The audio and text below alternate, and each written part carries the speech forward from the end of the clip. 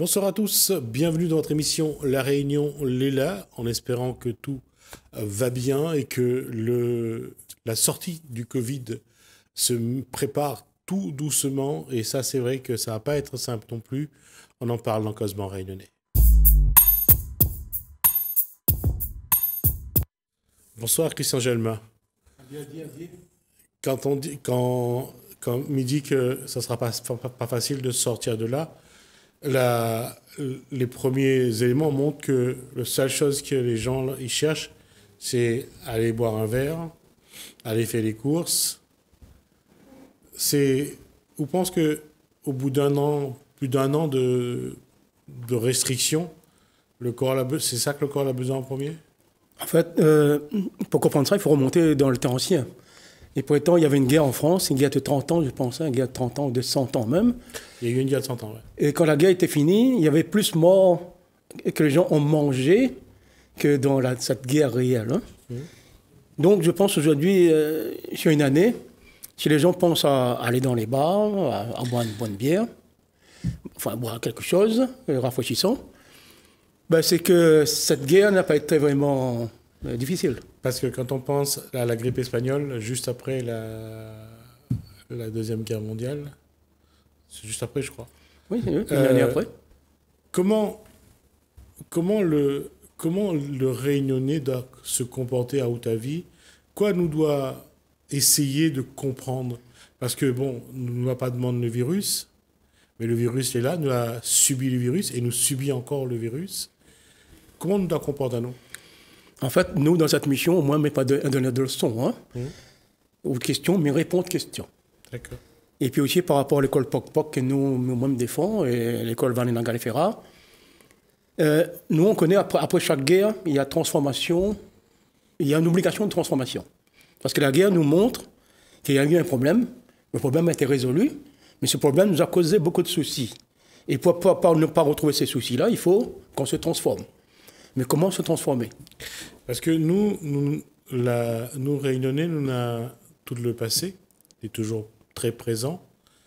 Les chaînes de l'esclavage, la maltraitance de l'engagisme, toute la misère que l'a découlée après la Deuxième Guerre mondiale, après la départementalisation.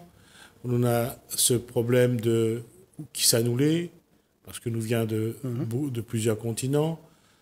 Comment nous vivons ensemble, comment nous évoluons. On a beaucoup de questions du passé qui restent encore en suspens. Et là, on a un problème de plus qui arrive.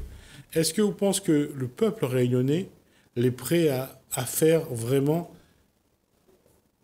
j'allais dire, peut-être pas un acte de contrition, mais au moins une remise en cause? Ben pour comprendre ça, s'il y en a ou il n'y en a pas, rappelle là où vient de dire l'esclavage. Le monde ne mange pas à votre faim. Après l'esclavage, le monde ne mange pas à votre faim. Donc il y a une culture de ne pas manger à sa faim à La Réunion.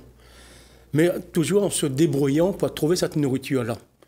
Et je pense aujourd'hui que ce virus, le président Macron a annoncé qu'il était en guerre contre ce virus. Donc c'est une guerre officiellement déclarée. Aujourd'hui, les gens cherchent à manger. Mais en fait, le Réunionnais, lui, il a une culture de non-manger et toujours dans la débrouille. Et il pense qu'après cette guerre, demain ou après-demain, dans une semaine, il pense que la voie de retrouver le troc, l'échange, devrait être là.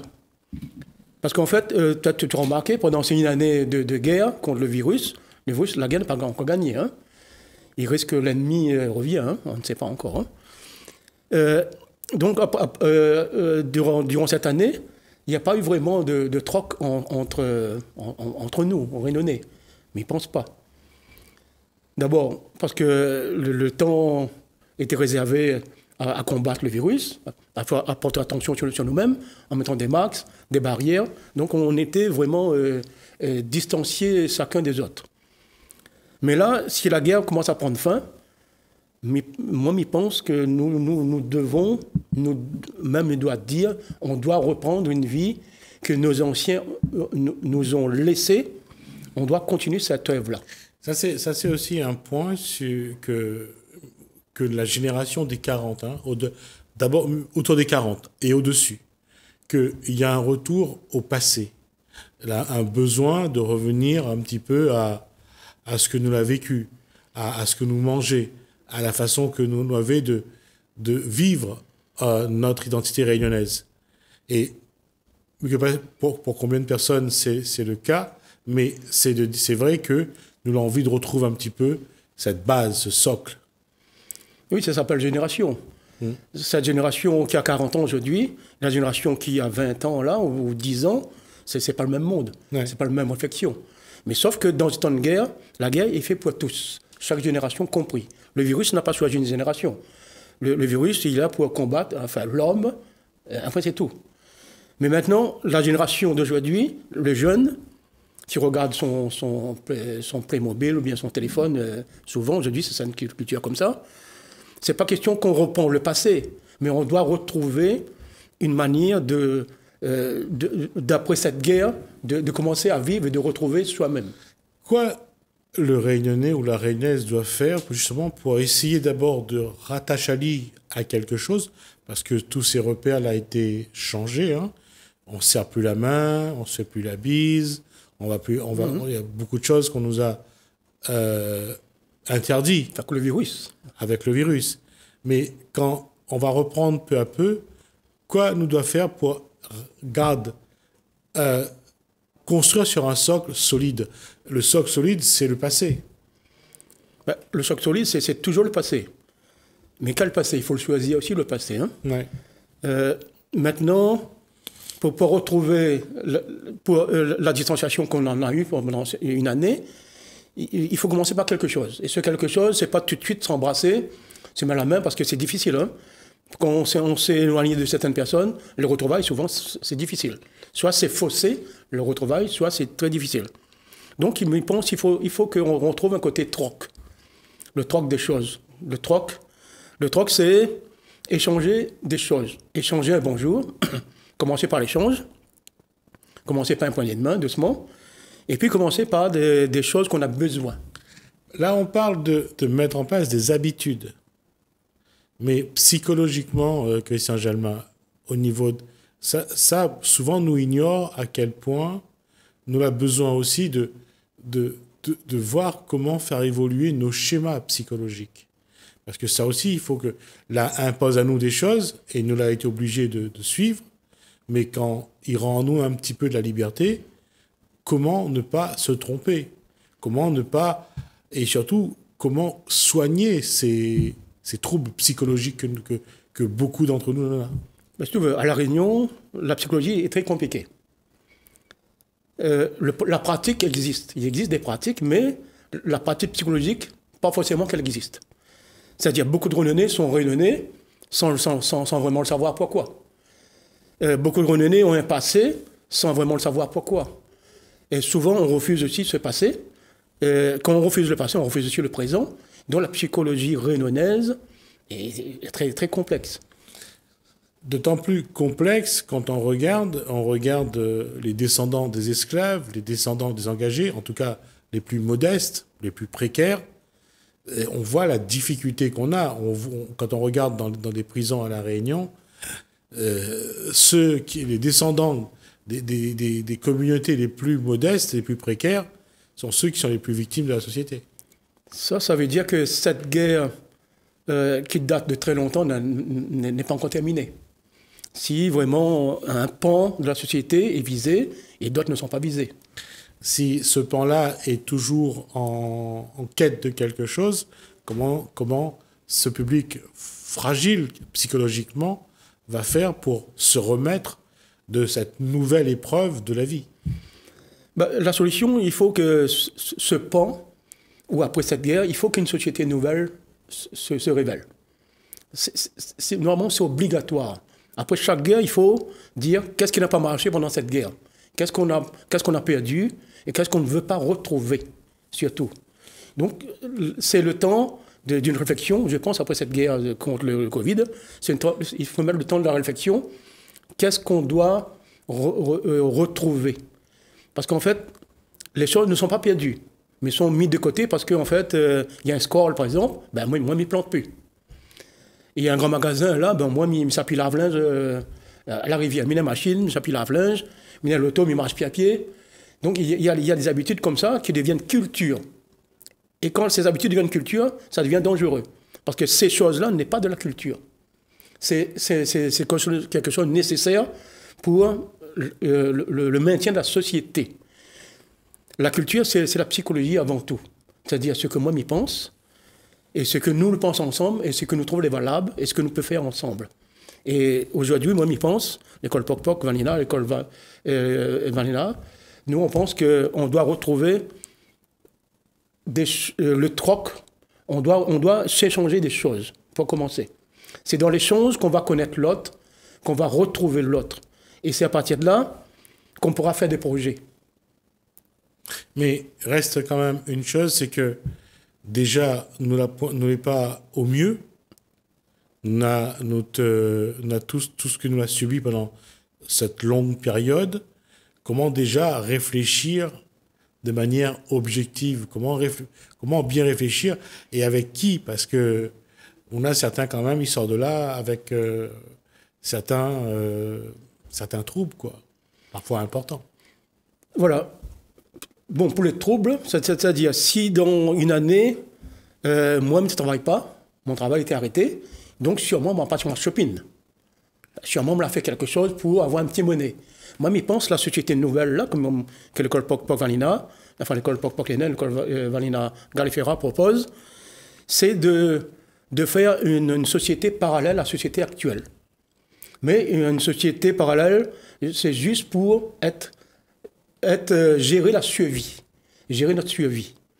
Un exemple, moi, je me propose de construire une banque de shopping. Une banque de shopping, c'est quoi? Toutes les personnes qui veulent ramasser une petite monnaie de survie viennent, ramassent de shopping sur le bord de la route, ramassent peut-être des vieux meubles, on amène dans un endroit, il n'y a pas encore d'endroit pour l'instant, on amène dans un endroit précis, et à la place, on ne donnera pas d'argent. Parce que l'argent ne doit pas être au cœur de ce société parallèle. On va donner un exemple des tickets de bus. Des tickets de bus parce qu'en fait, dans la société actuelle, si on prend la monnaie, on rentre dans le bus, il y a au moins 10 contrôleurs, ils disent, oh voilà, il faut du car, on descend du car, il faut payer 20 € tout de suite. Si on prend 20 €, ils mettent à haut une amende de 135 €. Donc, notre banque de shopping, c'est pour dire aux gens qui n'ont pas d'argent, là, ils ont été fauchés pendant une année, allons trouver des solutions, venez dans la banque, amenez ce que vous n'utilisez pas chez vous, des savates, des chemises, des pantalons, des CD, toutes sortes de choses, et on stocke dans la banque, et nous, dans cette banque, comme dit nous, c'est pas une mémoire nous et eux, on donne des choses pour entrer dans la société, l'autre société actuelle. Mais cette société d'échange, de troc, comme Christian Jalma a envie de mettre en place, ça sous-entend quand même un travail d'équipe, un travail de collaboration. Et ça va être ça le plus difficile, apparemment. C'est mettre en place la structure et trouver des gens les motiver par ce genre de système et de société. Voilà, et c'est là que la psychologie intervient. C'est-à-dire, sans psychologie, sans outil mental, on ne pourra pas faire ça. Parce que là, nous, on n'est pas dans la consommation. On est dans le matin, on lève, moi, j'ai besoin de ça, il faut que je vais trapper pour donner, pour recevoir. Là, c'est pas... ma envie de travail, mon travail ne plaît pas moi, c'est pas la même chose. Donc, là, c'est là que la psychologie intervient. Et c'est là qu'on pourra faire un travail sur la psychologie lui-même. Mais dire avant ce travail-là, la psychologie de ma part, en tant qu'école Pok-Pok Lénen, en tant qu'école Vanina, ne peut pas dire la psychologie.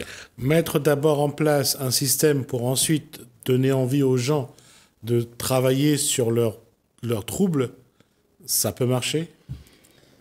Bien sûr. Parce que ce trouble n'est pas un trouble. Ça semble être un trouble. C'est-à-dire, en face, on te dit, si tu n'as pas 1,30 €, tu ne rentres pas dans le bus. Mais là, c'est quoi la solution? C'est que je force, je bataille avec le contrôleur, je l'engager sur le car. Ce n'est pas la solution.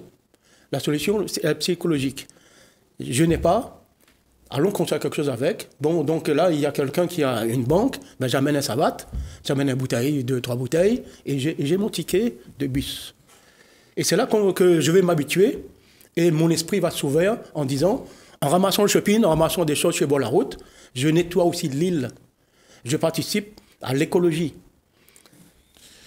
Et Saint-Germain, est-ce qu'aujourd'hui, il y a à La Réunion des personnes qui souhaitent avoir cette démarche-là? Est-ce qu'aujourd'hui, autour de vous, on a des gens que les prêts à faire cet effort ou ce sacrifice? Oui, ben, moi, ça fait au moins une dizaine d'années que je suis dans cette idée-là. Et même représentant à la Macédonie l'année passée, avec une tête de liste, qui n'était pas moi le tête de liste, mais on a proposé à cette personne, s'appelle Magali Onesio, était notre tête de liste à nous, qu'on a choisi pour être la mairie de Saint-Denis. Donc, il y a beaucoup de projets qui étaient dans ce projet. Il n'y a pas que ça. Hein. Là, aujourd'hui, on parle que cette banque de shopping vide.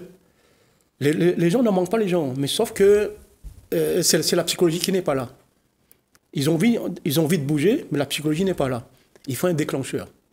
Et ce déclencheur, je pense qu'il faut un modèle. Et ce modèle, ben, il faut que quelque chose démarre.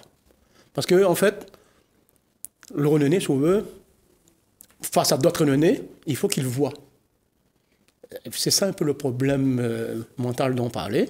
Il faut qu'il voit. Or, si autre personne arrive en dehors de l'île, même qu'ils ne voient pas, beaucoup de Renonais font confiance. Mais en nous, entre frères, il faut que je te montre. Oui, ben ça revient, on revient encore à ce problème du passé, au fait que on a toujours été, on avait toujours choisi un guide. Ce guide venait de la métropole française et on fonctionne toujours comme ça. On a nos chaînes du passé, on a nos troubles psychologiques qu'on hérite, qu'on se transmet à chaque génération, et au lieu de se faire confiance entre nous, on attend que quelqu'un de l'extérieur vienne nous dire il faut faire comme ça. Là, on le fait. Là, on accepte que quand c'est quelqu'un qui est à l'extérieur nous dire ce qu'on doit faire, on fait. Mais si quelqu'un d'entre nous a de l'intelligence ou un savoir-faire et qui propose une solution, ça, on refuse. Il y a cette mentalité qui existe, bel et bien dans la réalité. Moi-même, je le vis tout le temps, hein, mais je vis cette situation, beaucoup le vivent. C'est pour ça, à La Réunion, il n'y a pas vraiment de boutique créole. Tu peux faire une recherche là-dessus, tu es journaliste, tu peux faire une recherche, combien de boutiques créoles il existe. Si une boutique créole rouvre, pas forcément qu'elle va marcher, cette boutique. Parce que, voilà, il y a quelque chose qui existe entre nous, Réunionnais, que moi, l'école Pok-Pok et l'école Vanina, on va chercher à résoudre. Parce que nous, on ne baisse pas les bras, on ne baisse pas l'esprit. Il faut qu'on trouve un moyen. Un exemple. Tu connais le PTS, on a déjà parlé de PTS. PTS, il est mort sur le bord de la route. Certains disent que c'est un alcoolique, c'est un alcoolique, on ne lui donne pas coup de main. Certains, c'est un clochard, donc on ne l'aide pas. Certaines personnes ont essayé de l'aider, hein. Mais sauf qu'il y a quelqu'un qui vient de France et qui dit, après sa mort, Alain PTS, c'est bon. Et là, toute la Réunion, et même en France, on dit que PTS, c'est bon. Mais PTS questionne un Renonais. PTS, c'est bon dans quoi? Et là, tu dis, je ne sais pas. Mais PTS, on m'a dit, il est bon, maintenant il est bon. Donc, c'est de sa psychologie-là que je te dis, c'est compliqué. L'héritage qu'on a de notre passé fait qu'on est fragile à ce niveau-là. On a besoin d'être toujours, j'allais dire guidé, c'est pour être gentil, mais on suit toujours celui qui vient de l'extérieur. Qu'est-ce qui fait que le Réunionnais n'a toujours pas réussi à, ne serait-ce, commencer à casser quelques maillons de la chaîne de ce passé? Justement, moi, l'école Pok-Pok Nénen et l'école Vanina Galifera, on propose à casser ça. À casser ça, il faut commencer à terre même. C'est-à-dire, on doit commencer dans la poussière. Toute chose doit commencer dans la poussière. Mais pas penser en société actuelle où je vais voir certains organismes, on a parlé, certains organismes qui financent des entreprises. Ils te disent tu finances à 300, 400 000 euros des entreprises. Mais nous, l'école Pok-Pok, c'est pas ça. Il faut commencer à terre. dans la poussière. C'est en retrouvant la terre, le sens de la poussière, le sens des objets, le sens de la rencontre, qu'on pourra arriver, que notre esprit se parle. Pas que le corps, pas que les yeux, pas que uniquement les choses qu'on entend. Là, ce qui nous intéresse, le gros souci que le Covid nous fait découvrir, que nous sommes, les Réunionnais entre eux sont vraiment des personnes individuelles. Un exemple. Je marche dans la rue Marshal Leclerc, parce que moi, je suis Saint-Denis, hein. Marshal Leclerc, il y a moins 10 000 personnes, mais sans moi tout seul. Hein. Mais sans moi tout seul, dans 10 000 personnes. Et c'est quoi mes remarques? Mes remarques que tant qu'on est nombreux, plus on devient seul. Et c'est ça le souci. Il ne faut pas qu'on soit nombreux, il faut qu'on soit un seul Réunionnais. Et là, on est ensemble. Mais si nous sommes nombreux, nous sommes seuls. Merci Christian Gelma. La semaine prochaine, on essaiera de comprendre pourquoi la société réunionnaise a évolué vers l'individualisme. Pourquoi avant on se serrait les coudes et pourquoi aujourd'hui ça a changé. Merci Christian Gelma. Merci. On va nous marquer une pause. On se retrouve juste après.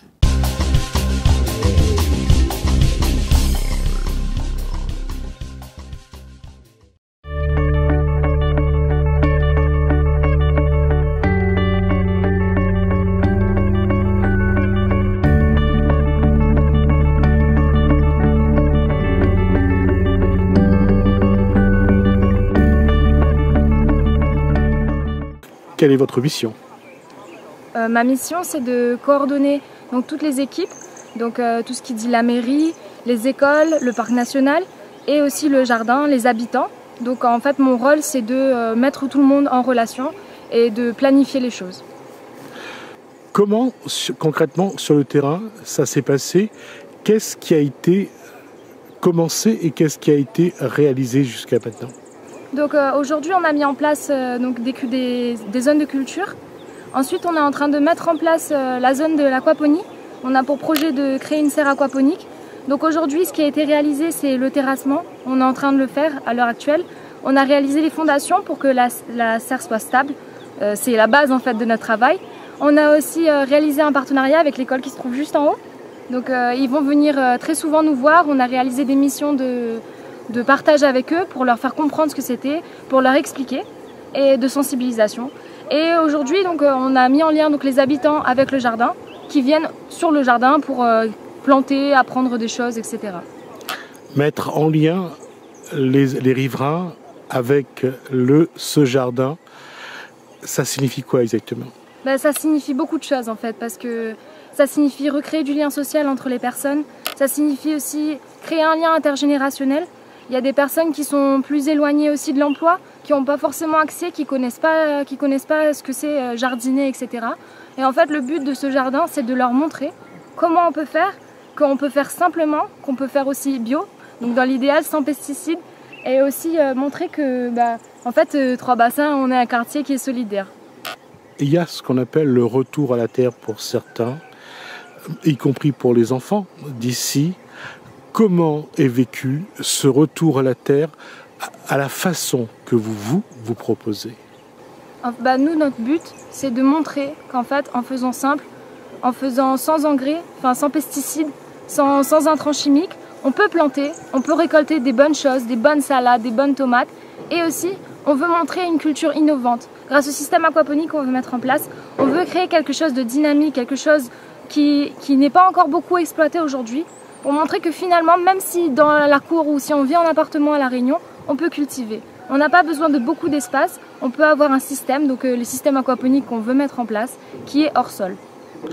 Comment vous, à travers l'apprentissage que vous proposez, vous allez vous provoquer cette prise de conscience qui est votre objectif également ? De plusieurs façons aussi. On le provoque parce qu'on travaille avec l'école primaire de la Grande Ravine. Donc 2 classes sont mobilisées. Donc le but en fait c'est de sensibiliser dès le plus jeune âge les enfants, mais aussi à travers eux les parents d'élèves, les parents de la Grande Ravine, pour leur montrer qu'ici il y a un espace qui est dédié à eux. C'est pas un espace que nous on va créer, c'est un espace qu'ils vont créer et qu'on va juste les aider en fait. Les enfants, comment ils réagissent ?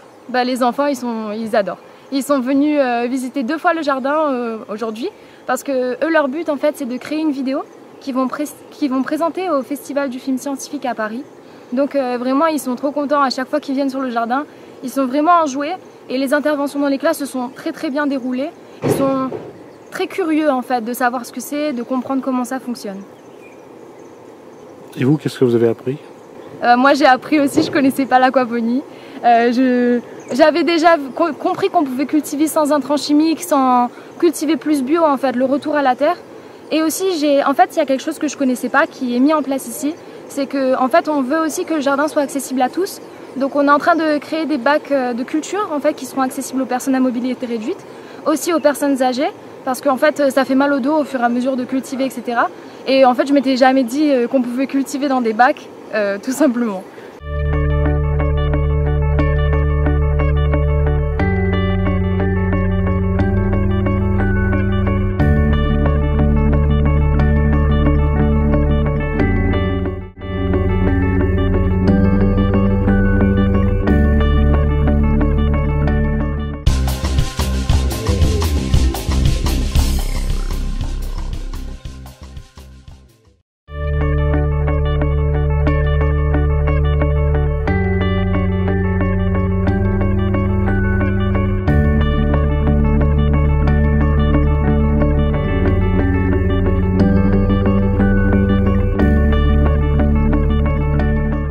Qu'est-ce que vous, en tant qu'animateur, vous faites dans ce projet? Quel est votre rôle? Quelle est votre mission?